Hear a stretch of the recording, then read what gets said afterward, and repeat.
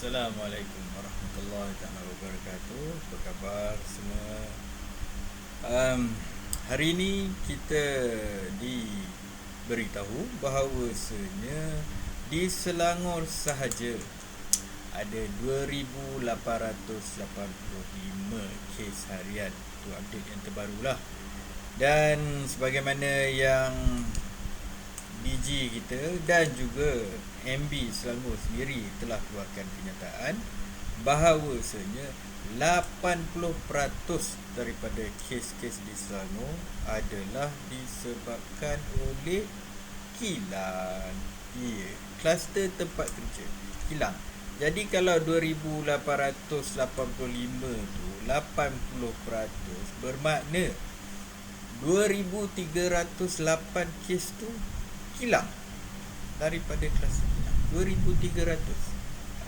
Sporadiknya yang rakyatnya, so maknanya mungkin dalam 500 dekat situ. Itu kalau kita belum tolak lagi yang daripada pembinaan contohnya. So, mungkin je kes rakyat cuma dalam 200 saja. Betul tak? Jadi kalau kata yang digembur-gemburkan lah bahawasanya sistem kesihatan kita dah nak tenat, ya, katil tak cukup, pekerja-pekerja frontliner kita dah cukup penat dan sebagainya, dah hampir burn out kan. Memanglah kalau dah hari-hari sekali masuk kes 1,000, 2,000, 1,000, 2,000, penuh lah. Nak buat macam mana kan? Tapi kilang tetap jalan. Yang kena tutup peniaga-peniaga kecil, pengusaha-pengusaha, kedai-kedai makan dan sebagainya. Boleh buka kedai makan pun setakat delivery, hari-hari orang nak delivery pun penat dah juga bang. Betul tak? Okay. Jadi dia macam ni je. Aku pun tak tahulah kenapa menteri ni tak boleh nak fikir sangat kan. Kalau dah memang 80% tu daripada kilang, nak buka juga kononnya kalau tak ada tu mungkin sumbangan ekonomi pun tak dapat daripada kilang-kilang besar ni. Aku bagi satu solution yang senang. Yang menteri-menteri ni tak fikir. Setiap kilang yang besar-besar ni nak beroperasi, benarkan, tak apa, kita bagi benarkan, tetapi dengan syarat bergantung pada saiz kilang. Sebab dia ada juga kilang kecil dekat taman-taman perindustrian contohnya kan, itu pun termasuk dalam kilang juga. Kita letak dekat situ, setiap kilang yang nak beroperasi daripada yang kecil ke paling besar. Jadi bergantung, syarat kelayakannya ialah sekurang-kurangnya setiap kilang ini mesti menyumbang, kalau nak operasi sangat lah kan, kau nak sangat kan, sekurang-kurangnya 1 juta paling minima untuk kau nak buka kepada tabung bencana. Kalau kau kilang lagi besar, lagi banyak lah. Itu satu, itu kau kena sumbangkan. Sebab kau untung pun juta-juta, ratus-ratus juta, dan penyebab kau ni habis rakyat merana kan.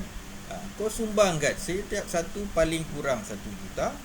Makin besar makin banyak lah yang kau kena sumbang. Dan setiap kilang-kilang ni selalunya dia mesti ada assembly area kan?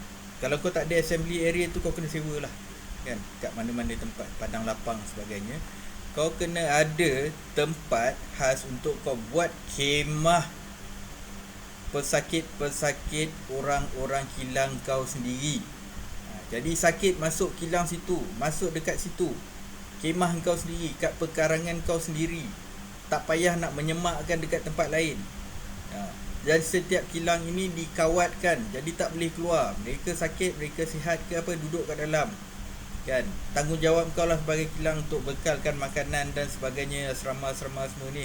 Yang mana orang Malaysia yang ada rumah nak balik, kena balik ulang alik kerja apa semua tu, diwajibkan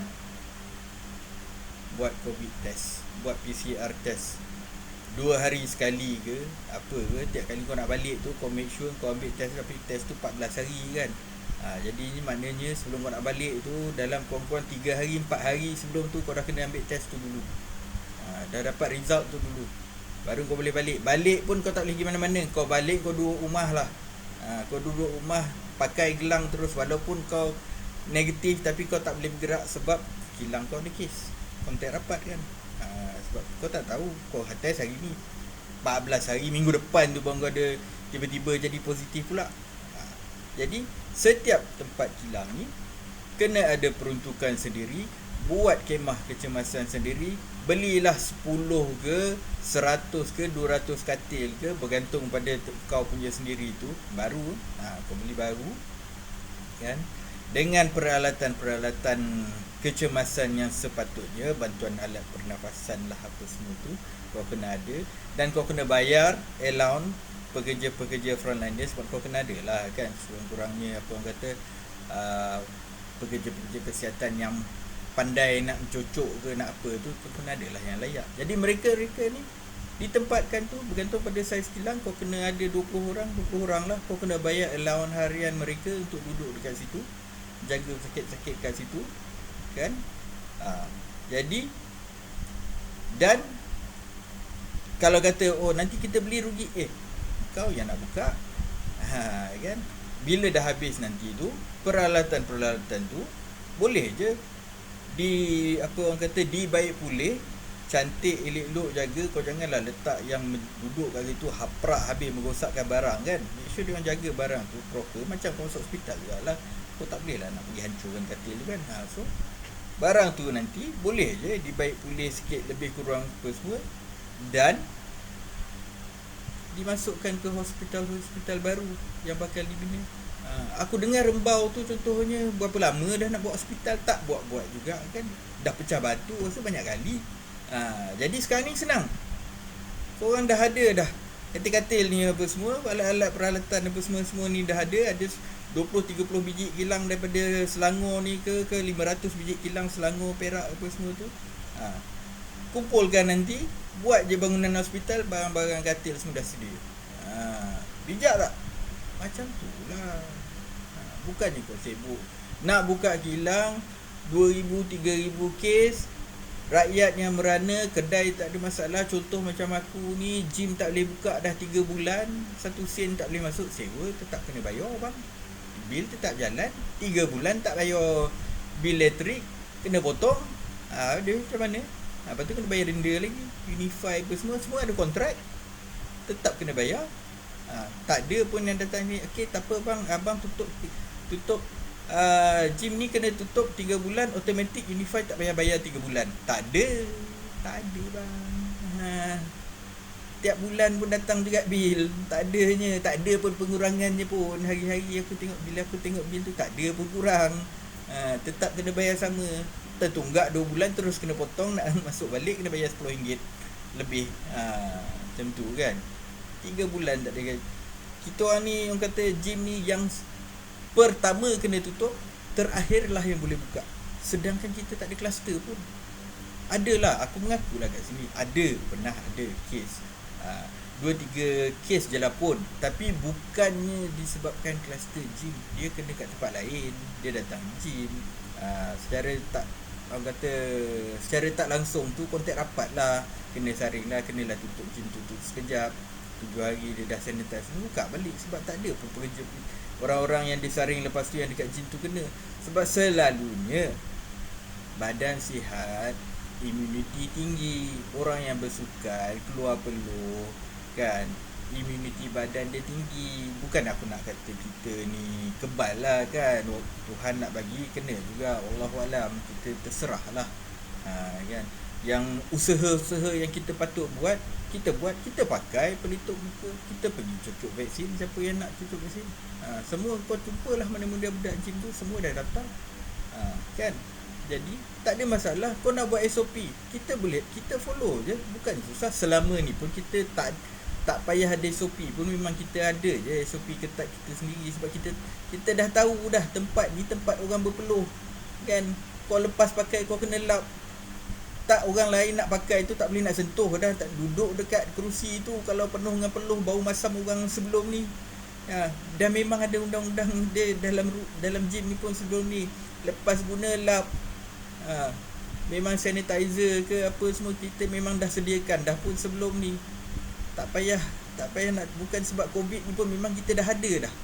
Memang kita dah sedia dah sanitizer semua ni kan, disinfectant. Lepas pakai spray lap, bagi hilang bau, hilang kuman, orang lain nak pakai. Memang dah ada. Kalau lepas ni contohnya kau nak bagi buka, bagi lagi ketat, boleh je. Masuk, tunjuk My Sejahtera itu, kau high risk tak boleh masuk. Tak pun kalau kau nak lagilah ketat contohnya, boleh je kau buat. Katanya cuma yang dah vaksin, satu dos pun tak apalah. Satu dos pertama tu dia dah kena cocok, baru boleh masuk. Pun tak apa, kita boleh follow benda tu. Yang penting kita boleh buka. Kita boleh menyumbang. Sebab benda ni, orang kata, dia ada rantaian ekonomi juga. Jangan fikir, oh kau gym apa sangat lah, orang pergi berlompat-lompat je pun, pergi bersenam je pun, apa yang kau sumbang. Kau kena fikir bang, kita bukannya setakat orang nak exercise tu je kan. Kita ada pembekal air, pembekal protein kita kan. Kita ada personal trainer kita, sama ada yang gym tu punya sendiri ataupun yang freelance ni dia datang nak guna dekat tempat gym, kita benarkan tu. Kita ada kita juga penyumbang pada bil telefon dan sebagainya. Kau ambil contoh senang je lah, pembekal air tu kan. Kita beli air, mungkin orang tak banyak kata satu carton, tapi yang nak delivery tu lori, dia ambil pada kilang kena produce rantaian dia banyak. Secara tak langsung kau putus satu, habis. Driver lori yang tolong hantar air kat kita, dia bukannya datang hantar satu trip tempat kita je, dia akan buat beberapa trip kedai lain. Habis tu sekarang ni apa yang dia nak hantar? Dia nak hantar botol air mineral kat kedai mamak bawah tu pun tak lepas. Dan mamak tu orang tak boleh duduk minum kat situ. Orang tak order Grab air mineral botol, tak ada. Faham? Jadi itulah, banyak lagi aku boleh contoh. Tapi perkara pertama bagi aku senang je. Itu je, kau nak buka sangat kau buka lah. Tapi kau buat syarat macam tu lah. Kau kawatkan diorang tu, kau buat diorang punya penempatan sendiri, kau duduklah dalam kemah kau sendiri apa semua, tak ada masalah. Angka-angka tu kau asingkan daripada angka jangkitan negeri. Sebab dah tak ada kena-mengena dah. Diorang kat dalam situ dah macam duduk dalam penjara lah kan. Kau duduk kat situ, kau tak bercampur orang dah pun. Jadi tak ada kaitan. Kau tak payah nak fikir dah pasal kita orang ni semua. Kau tak payah fikir hal diorang. Jadi kita dah tahu figures yang betul bagi rakyat. Faham? Kau tak faham tu, kata sebelum ni baik aku je lah jadi menteri. Cuma aku tak cukup kaya je. Sebab masalah politik Malaysia ni, nak main politik kena kaya. Bukan sebab kau popular, tapi kau kaya. Kalau kau sebab kau kaya, kau ada duit, itulah kau walaupun kalah pilihan raya pun boleh jadi Perdana Menteri. Walaupun kalah pilihan raya boleh jadi menteri. Padahal kalah. Assalamualaikum warahmatullahi wabarakatuh. Wabillahi taufiq wal hidayah. Selamat sejahtera semua.